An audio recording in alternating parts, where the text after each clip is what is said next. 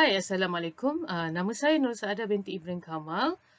Bersama dengan ahli kumpulan Farah Atika binti A. Razmi serta Nurul Fadia binti Rosli akan membentangkan tajuk bagi tugasan 2 iaitu cabaran hubungan etnik kaum dalam masyarakat majmuk di Malaysia untuk subjek CTU Ethnic Relation untuk Sir Ahmad Jamil bin Jaafar. Pengenalan kepada tajuk, masyarakat majmuk sebenarnya terdiri daripada pelbagai kaum yang mempunyai kebudayaan, agama, bahasa dan adat resam yang tersendiri. Disebabkan dasar kolonial, wujudnya satu masyarakat yang majmuk, kebudayaan, kepercayaan agama, penggunaan bahasa, idea-idea dan prosedur kehidupan sendiri adalah unsur pegangan kuat bagi setiap kelompok. Penduduk Malaysia terdiri daripada masyarakat yang berbilang kaum, agama dan keturunan. Kumpulan terbesar rakyat Malaysia terdiri daripada 3 kaum utama iaitu Melayu, Cina dan India. Selain itu, terdapat juga penduduk pribumi di semenanjung Malaysia yang merupakan orang asli dan secara umumnya terbahagi kepada 3 kaum terbesar iaitu Negrito, Senoi dan Melayu Perutuk. Negeri Sabah mempunyai kumpulan etnik yang mempunyai pelbagai dialek dan budaya terbesar iaitu sebanyak 32 kumpulan etnik komuniti. Majoritinya ialah etnik Kadazan Dusun. Kumpulan lain termasuk Runggus, Bajau, Bajau Laut, Murut, Lun Dayeh, Orang Sungai dan Iranun. Manakala penduduk Sarawak terdiri daripada 27 kumpulan etnik dan etnik Iban adalah etnik majoriti selain Bidayuh, Melanau dan Orang Ulu. 3 kaum utama di Malaysia. Yang pertama, Melayu. Kaum Melayu merupakan kaum Bumiputera yang menjadi kumpulan etnik terbesar di Malaysia. Kaum Melayu boleh ditafsirkan sebagai penduduk asal tanah Melayu di mana nenek moyangnya datang dari Indochina atau Yunan lebih 3,500 tahun dahulu. Bangsa Melayu menurut Perlembagaan Persekutuan Perkara 160 dirujuk sebagai orang yang fasih bertutur bahasa Melayu, mengamalkan adat istiadat Melayu dan beragama Islam. Di Malaysia, jika merujuk kepada orang Melayu menunjukkan orang itu beragama Islam dan mengamalkan kebudayaan Melayu, berbahasa Melayu dan mempunyai keturunan Melayu. Orang Melayu terkenal kerana peramah dan budaya seni mereka yang sangat kaya. Kaum kedua utama di Malaysia iaitu kaum Cina. Kaum Cina pula adalah kumpulan etnik kedua terbesar. Kebanyakan keturunan kaum Cina hari ini berasal daripada pendatang ke Malaysia pada kurun ke-19. Mereka terkenal kerana kuat bekerja dan pandai berniaga. Orang Cina yang berhijrah ke Tanah Melayu sebenarnya terdiri daripada pelbagai-bagai kelompok yang boleh dibezakan dari segi logat, adat dan pengukusan ekonomi. Kelompok-kelompok utama ini ialah Hokkien, Kantonis, Hakka, Teochew dan Hailam. Kebanyakan orang Hokkien terdiri daripada peniaga dan pekedai, sementara orang Kantonis sebagai pelombong dan petukang. Walaupun kemasukan orang Cina berlaku besar-besaran, namun bilangan ini tidak menentu ekoran ramai yang sering keluar masuk.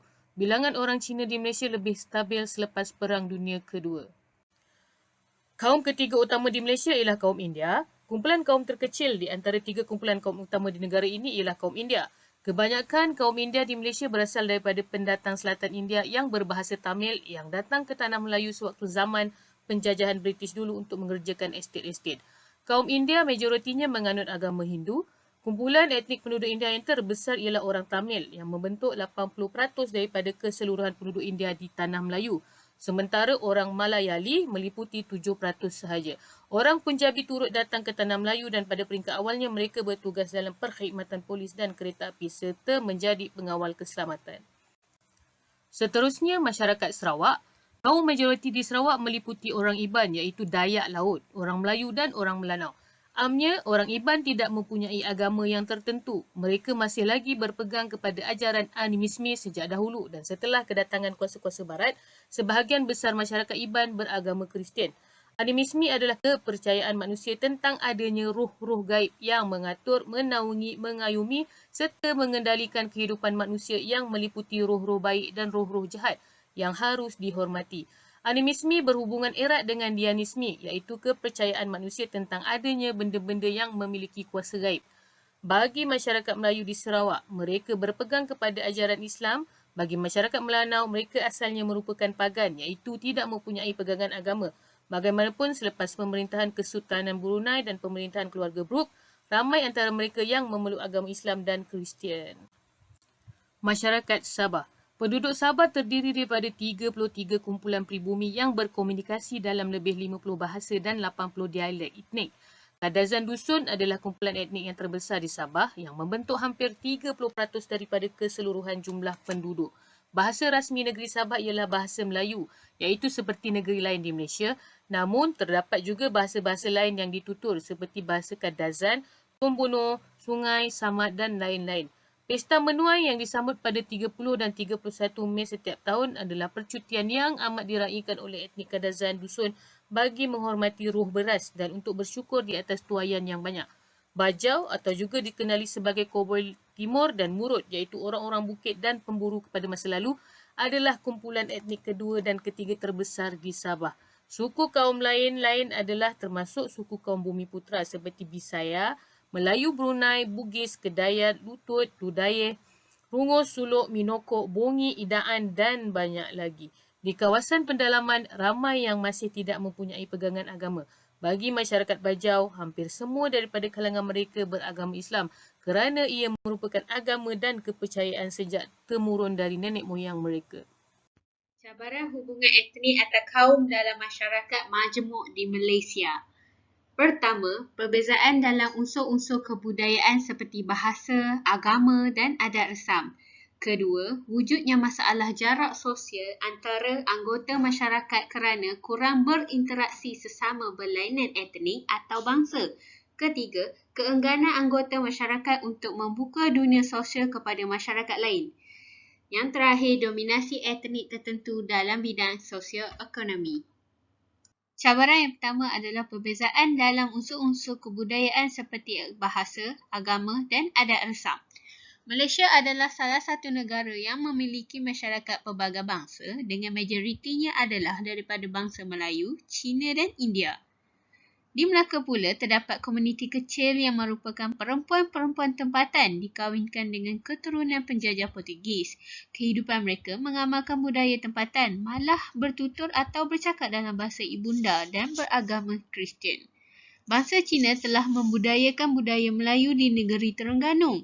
Justru itu, mereka turut membentuk kelompok tersendiri seperti kaum Cina Kadazan di Sabah dan Baba Nyonya di Melaka. Terdapat pelbagai kaum etnik di Malaysia yang menunjukkan pelbagai kerenah atau sikap setiap individu dari kaum etnik yang berbeza. Komunikasi dengan masyarakat lain adalah penting bagi keharmonian negara. Isu kesopanan berbahasa untuk komunikasi dengan kaum yang lain perlu diambil peduli yang sewajarnya kerana bertutur kata dengan sopan dapat hubungan yang erat dengan aspek nilai murni, moral dan budaya dalam usaha melahirkan individu yang bersasiah tinggi. Seterusnya, dalam meniti arus kemodenan ini, kesopanan dalam tutur kata adalah semakin pudar, menunjukkan sikap menghormati pada yang lain semakin kurang, tidak mengira usia tua maupun muda, apatah lagi berbeza bangsa dan agama. Menggunakan bahasa yang tidak berhemah dan kurang sopan di tempat yang terbuka maupun di Facebook atau mana-mana media sosial. Sebagai contoh, di tempat awam seperti di kedai makan, terdapat sekumpulan remaja berbual dan bergurau yang menggunakan ayat yang kurang sopan untuk didengar oleh kaum lain seperti babi, anjing, bodoh dan sial. Dari aspek agama pula, perbezaan pendapat tentang ajaran agama, cara penganut bertindak tidak sesuai dengan keyakinannya dan cara agama yang berbeza untuk berinteraksi satu sama lain. Wilfred C. Smith mengatakan bahawa sulit untuk mendefinisikan agama dengan benar kerana itu adalah topik yang kompleks dan sukar untuk dijelaskan. Antara gejalanya adalah terdapat segelintir penganut yang mengamalkan sikap yang negatif seperti benci membenci kaum lain dan was-was terhadap agama lain. Di samping itu, fanatik agama adalah salah satu punca kepada konflik agama dalam Malaysia. Secara umumnya, kebelakangan ini beberapa faktor kontroversial mempengaruhi sebahagian besar budaya keagamaan dunia. Kesenian dan muzik telah sekian lama wujud di Malaysia. Pada zaman Kesultanan Melayu, kesenian Melayu ini mula dikenali oleh masyarakat. Ukiran, barangan perak dan tenunan adalah merupakan bidang seni tradisional berpusat. Pada pertengahan kurun ke-20 disebabkan pengaruh Islam yang kuat menunjukkan manusia terbatas daripada hasil seni tersebut. Persembahan wayang kulit sangat terkenal dan selalu menunjukkan pengaruh kaum India. Beberapa sajian makanan dibahagikan kepada garis etnik, tetapi hanya sebilangan hidangan yang wujud dengan adunan daripada pelbagai hubungan etnik, seperti nasi lemak, roti canai. Seterusnya, aktiviti sukan yang terkenal di Malaysia adalah badminton, bola sepak, bowling, hoki dan squash. Malaysia juga mempunyai sukan tradisi yang tersendiri iaitu WOW. Segelintir masyarakat enggan untuk memupuk semangat kesukanan, sikap bertimbang rasa serta memahami adat resam dan kepercayaan masyarakat lain. Hal itu menunjukkan timbulnya cabaran iaitu dari segi perbezaan dalam unsur-unsur kebudayaan seperti bahasa, agama dan adat resam. Cabaran yang seterusnya adalah wujudnya masalah jarak sosial antara anggota masyarakat kerana kurang berinteraksi sesama berlainan etnik atau bangsa. Jarak sosial merujuk kepada pengasingan secara fizikal atau emosi antara individu yang mempunyai perbezaan tanggapan. Jarak sosial boleh wujud akibat sikap negatif terhadap kelompok lain. Kewujudan jarak sosial disebabkan oleh ketiadaan interaksi sosial antara kelompok kerana perbezaan tempat tinggal, pekerjaan, bahasa, agama, adat resam dan perbezaan etnik. Di Malaysia, interaksi sosial merupakan satu cabaran dalam mewujudkan masyarakat yang bersatu padu dan membentuk perpaduan yang erat berdasarkan prinsip negara bangsa iaitu bangsa Malaysia. Tahap kepercayaan dan interaksi sosial antara etnik merupakan satu daripada indikator untuk mengenal pasti tahap kesepaduan sosial antara etnik. Hubungan antara etnik di Malaysia ada ketika berada dalam keadaan baik dan ada ketikanya boleh bertukar menjadi negatif sekiranya terdapat isu-isu yang melibatkan sensitiviti etnik. Jarak sosial boleh mewujudkan rasa keasingan yang diasaskan oleh perbezaan ras melibatkan kelompok yang berbeza. Assalamualaikum warahmatullahi wabarakatuh. Saya Farah Atika. Cabaran seterusnya adalah keengganan anggota masyarakat untuk membuka dunia sosial kepada masyarakat lain. Di dalam negara kita yang majmuk ini tidak terkecuali unsur-unsur seperti amal kasih, akulturasi, akomodirasi dan asimilasi dalam kalangan rakyat yang menjadi punca kenapa dunia sosial antara satu sama lain agak terhad dan juga tertutup, yang terpisah oleh polarisasi dan segregasi. Polarisasi masyarakat dipisahkan mengikut jenis kaum. Jadi setiap kaum agak sukar mencari titik persamaan. Jadi antara saranan kerajaan yang disahut oleh Badan Perfilman Negara bagi menerapkan semangat patriotisme adalah seperti menghasilkan filem-filem seperti Sarjan Hassan, Embun dan juga Matahari dan lain-lain. Ianya selalunya dimainkan ketika Hari Malaysia, Hari Kemerdekaan. Ianya dapat ditonton oleh semua lapisan masyarakat. Segregasi pula dipisahkan dan diasingkan dalam kelompok-kelompok tertentu, sama ada individu maupun kumpulan. Terdapat individu yang memencakan diri dengan bergaul dengan kelompoknya sahaja. Segregasi dicuri berlaku disebabkan kerajaan mengasingkan secara paksa dan dipisah secara ketat. Jadi segregasi ini timbul tanpa kerelaan rakyat. Antara inisiatif kerajaan adalah seperti Pelan Tindakan Perpaduan dan Integrasi Nasional seperti JKPPN, Jabatan Kuasa Penasihat Perpaduan Negeri. Mereka menubuhkan seperti Sekolah Wawasan, PLKN dan sebagainya. Disebabkan masalah segregasi dan polarisasi ini, masyarakat harus tahu tentang kebaikan perpaduan. Ianya bukan sahaja dapat mengekalkan keharmonian, tetapi ia membantu kepada sektor pelancongan negara kita. Dia juga memberi keselamatan kepada negara, perkukuhan keselamatan, kestabilan politik, dan tanpa kita perasan ia juga melahirkan rasa cinta akan tanah air yang mampu menaikkan imej negara di mata dunia dan menjadi contoh bagi negara-negara yang sedang membangun. Malah negara maju juga mengambil iktibar daripada perpaduan dalam negara kita, lantas ia mampu memajukan ekonomi negara. Cabaran seterusnya adalah dominasi etnik tertentu dalam bidang sosio-ekonomi. Faktor sosio-ekonomi dipengaruhi oleh material status dan sosial telah menyebabkan jurang perbezaan masyarakat yang sangat ketara dan keterbatasan yang tidak tetap. Jika dilihat, salah satu contoh adalah Buy Muslim First, tetapi kaum lain menyalah anggap kerana mereka menganggap Buy Malay First maknanya mendahului produk Melayu, sedangkan kita mencari produk Islam. Produk Islam adalah satu usaha kempen dilancarkan bagi mencari sesuatu yang suci, halal, bersih dan berkat. Namun, pihak berkepentingan tertentu telah memainkan isu ini secara panas demi meraih mereka punya sokongan dan perhatian. Jika dilihat ketidakseimbangan pendapatan juga berlaku antara etnik, di mana etnik Cina mendahului sebanyak 6.3% dan 8.7% pada tahun 2016 dan 2019, meninggalkan etnik-etnik lain untuk pendapatan RM20,000 dan ke atas.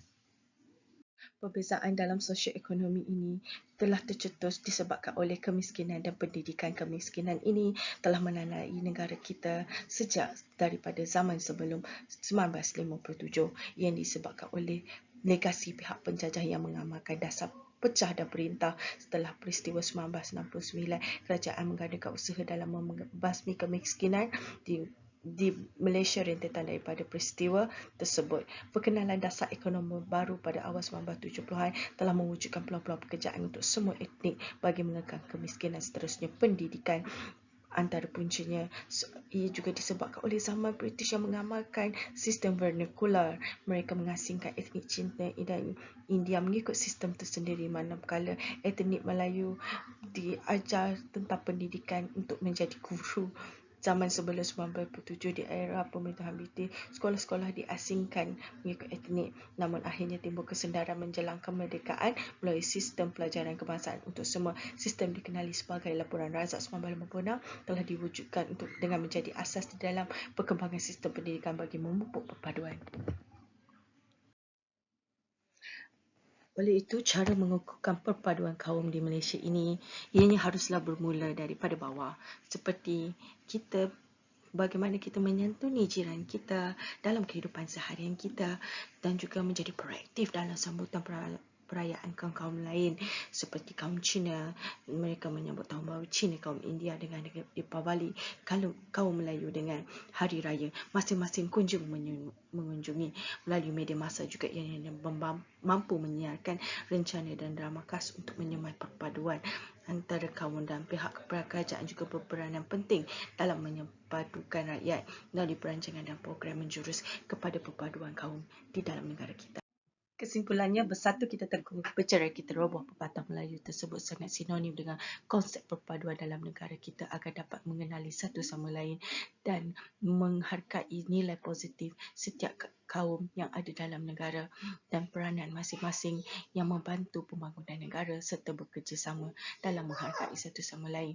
Pendek kata, marilah kita bersikap sehati sejiwa tanpa mengira latar agama dan belakang. Bulat air kerana berbentung, bulat manusia kerana muafakat. Sekian, terima kasih.